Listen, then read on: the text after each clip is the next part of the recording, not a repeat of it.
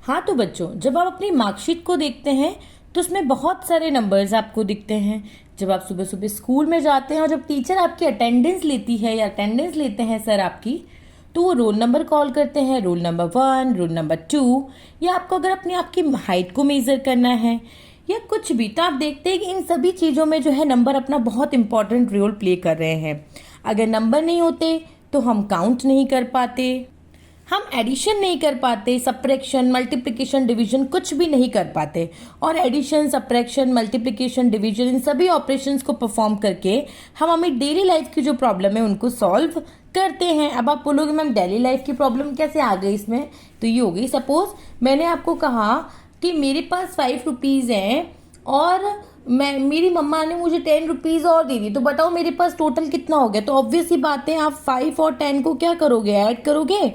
तो एडिशन करके ही तो आपके पास एक नया नंबर आया। तो without number, without operation, how can you solve this problem? और इसी तरह से हम नंबर्स में अलग अलग अगर पैटर्न्स को देखने वाले हैं और नंबर्स के साथ बहुत अच्छे से प्ले करके और न्यू तरीके से ऑपरेशंस को सीखने वाले हैं। तो स्वागत है आपका शिव कोचिंग क्लासेस पे। आज हम क्लास 6 मैथ्स की जो ये बुक है गणित प्रकाश, इसका चैप्टर 3 हमने शुरू किया है, नंबर प्ले। तो चलिए शुरू करते हैं। तो number can tell us things, number हमें बहुत सारी चीज़ें बताते हैं। यहाँ पे देखिए एक पार्क में कुछ बच्चे खड़े हुए हैं और हर बच्चा कुछ नंबर बोल रहा है। जो उनके हेड के ऊपर ये जो सर्कल बना हुआ है एरो के साथ, इसमें लिखा हुआ है। जैसे ये 0 बोल रहा है, ये 2 बोल रहा है, ये 1 बोल रहा है। बट हमें समझ में नहीं आ रहा है कि किस अरेंजमेंट के बेसिस पे, किस बेसिस पे नंबर्स बोल रहे हैं। अब चिल्ड्रन ने अपने आप को फिर से रीअरेंज किया है और उस अरेंजमेंट के बेस पे अब बच्चे इस तरह से नंबर बोल रहे हैं जो उनके हेड पे लिखा हुआ है।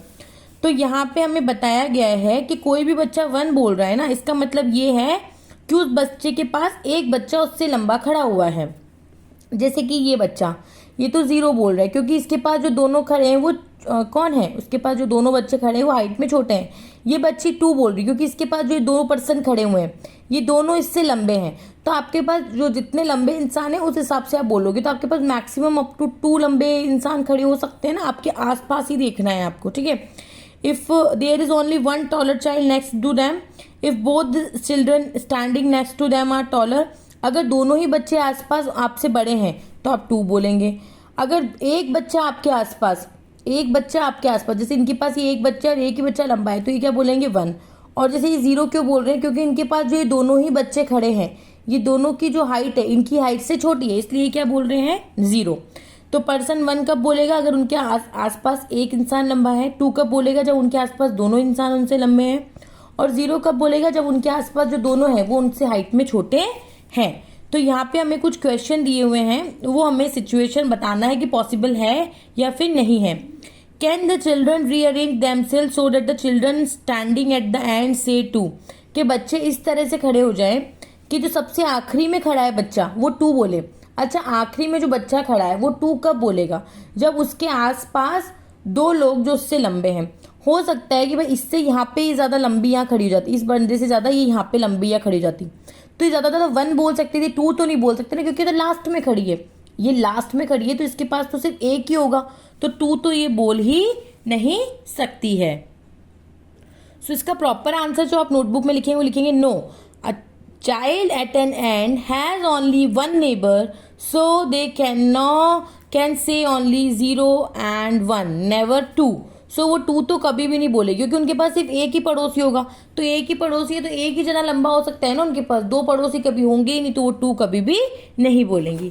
नेक्स्ट क्वेश्चन है हमारे पास, can we arrange the children in a line so that all would say only 0? क्या ऐसा पॉसिबल है कि हम बच्चों को ऐसे अरेंज कर दें कि सभी बच्चे बोले 0? क्या बोले? सभी बच्चे बोले 0। अच्छा, सभी बच्चे 0 कब बोलेंगे? जब उनके आसपास के जो दोनों बच्चे हैं वो दोनों के दोनों उनसे छोटे हैं। सो सारे के सारे 0 बोले बच्चे। ये तो एक ही केस में हो सकता है कि जो सारे के सारे बच्चे खड़े हैं लाइन से, उन सबकी हाइट सेम है। भाई सारे के सारे जो बच्चे खड़े हैं अगर वो सेम हाइट के, तो इसके पास भी कोई लंबा नहीं है 0, इसके पास भी कोई लंबा नहीं है 0, इसके पास भी कोई लंबा नहीं है 0, तो वो इस तरह से बोल सकते हैं। तो ये सिचुएशन पॉसिबल। बट अगर सभी बच्चों की हाइट सेम नहीं है तो ये सिचुएशन पॉसिबल नहीं है कि सारे के सारे बच्चे 0 बोले। नेक्स्ट क्वेश्चन हमसे पूछ रहा है can two children standing next to each other say the same number? क्या जो दो बच्चे आसपास में खड़े हैं वो एक नंबर बोल सकते हैं? जैसे या दोनों बच्चे आसपास खड़े हैं वो 0 0 बोले, या दोनों बच्चे 1 1 बोले, या दोनों बच्चे 2 2 बोले, क्या ऐसा पॉसिबल है? यस, ये सिचुएशन पॉसिबल है। मान लो कि हमारे पास तीन बच्चे हैं, सबसे पहले छोटा बच्चा, फिर उससे बड़ा, फिर उससे बड़ा। तो ये क्या नंबर बोलेगा? 1, क्योंकि इसके पास एक बड़ा इंसान है। अब इसके पास भी एक लंबा इंसान है तो ये क्या बोलेगा? 1। और इसके पास कोई भी लंबा नहीं तो ये क्या बोलेगा? 0। तो दो बच्चे जो एक साथ एक के बाद एक खड़े, वो एक जैसा नंबर भी कॉल कर सकते हैं। फोर्थ क्वेश्चन है हमारे पास कि हमारे पास 5 बच्चे हैं ग्रुप में, सभी की हाइट डिफरेंट है। तो ऐसा पॉसिबल है क्या उन 5 बच्चों में से 4 बच्चे तो 1 बोले और लास्ट वाला बच्चा है वो 0 बोले? ऐसा पॉसिबल है तो क्यों, और नहीं है तो भी क्यों नहीं? आपको दोनों का रीजन बताना है। तो जो 5 बच्चे हैं, अगर हम उनको छोटे से बड़ा इस तरह से खड़ा कर दें, with 5 arrange them from shortest to tallest, 1 2 3 4 5, जैसे 1, फिर इसके पास ये, फिर ये लंबा, फिर ये इससे लंबा, और फिर ये सबसे लंबा। तो इसके पास एक बड़ा तो ये 1 बोलेगा, इसके पास एक बड़ा 1, इसके पास एक बड़ा इंसान 1, इससे एक लंबा 1, और इसके पास कोई नहीं तो ये 0। तो ऐसा पॉसिबल है कि शुरुआत के जो 4 है वो 1 बोले और लास्ट वाला 0 बोल सकता है। फिफ्थ क्वेश्चन जो है हमारे पास वो है, for this group of 5 children is the sequence 1 1 1 1 possible? क्या 1 1 1 1 सीक्वेंस पॉसिबल है? नहीं, ये सीक्वेंस पॉसिबल नहीं होगी। अभी तो हमने देखी कि एक तो सबसे लास्ट वाला लंबा होगा ही होगा, है ना। So there are only 4 pair of neighbours among 5 children, each pair contribute exactly 1 taller neighbour count, so the total of all the number must be 4, but which is impossible. कि भाई जैसे ये एक पेयर है तो इसमें एक लंबा एक छोटा, ये एक पेयर है तो एक लंबा एक छोटा, ये एक पेयर है तो इसमें ये लंबा और ये छोटा, और ये एक पेयर है तो एक छोटा एक लंबा। मैं लास्ट वाले को तो 0 ही आएगा, उस पर तो 1 कभी भी नहीं आ सकता।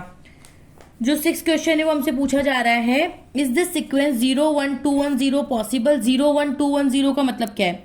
कि ये सबसे लंबा है, फिर इसके पास एक इंसान लंबा है, इसके पास 2 इंसान लंबे, फिर इसके पास एक इंसान लंबा है, फिर इसके पास कोई भी लंबा इंसान नहीं खड़ा है। क्या ये पॉसिबल है? पॉसिबल है तो भी क्यों है और नहीं है तो भी क्यों नहीं है? दोनों का ही रीजन आपको बताना है। सो 0 1 2 1 0 वाली जो सिचुएशन है वो पॉसिबल हो सकती है। अब हम 5 बच्चों को कैसे अरेंज करें कि सबसे छोटा वाला जो बच्चा है वो बीच में, उसके आसपास 2 बच्चे लंबे हैं तो वो 2 बोलेगा, ठीक है। और इधर उधर हम सबसे लंबे इंसानों को खड़ा कर दें, ये बोलेगा 0 क्योंकि इसके पास एक भी इंसान लंबा नहीं, ये बोलेगा 1 क्योंकि इसके पास एक इंसान लंबा और एक छोटा है। इसी तरह से ये भी 1 बोलेगा क्योंकि एक छोटा और इसके पास एक बड़ा, और इनके पास कोई बड़े नहीं है, तो ये पॉसिबल है 0 1 2 1 0। क्या आप बच्चों को अगर कुछ इस वे में अरेंज कर देंगे सो ये कॉम्बिनेशन पॉसिबल है, ये सीक्वेंस पॉसिबल है।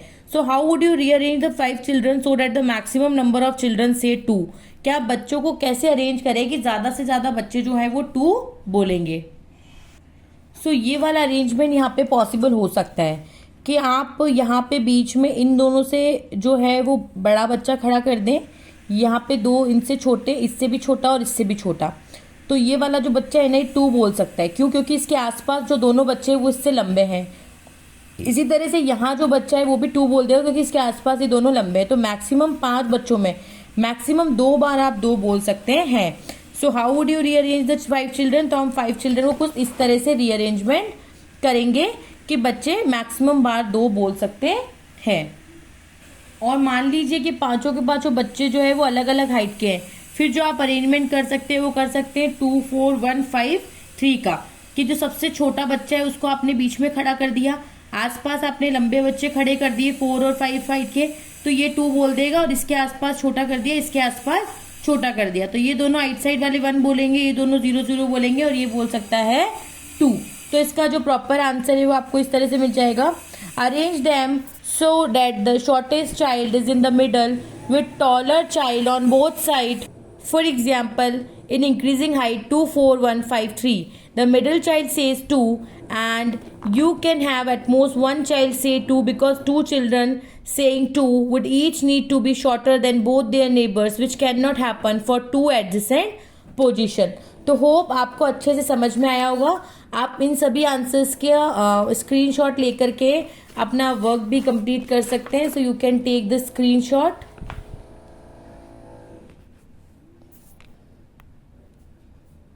यस, और आप पहले वाले आंसर्स का भी स्क्रीनशॉट ले सकते हैं।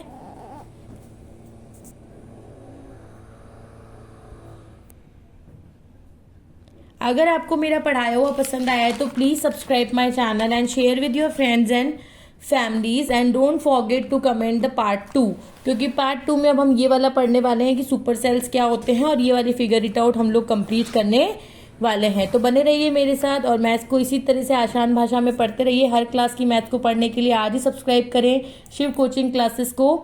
तब तक के लिए bye bye, take care, thank you. मिलते हैं नेक्स्ट पार्ट 2 में।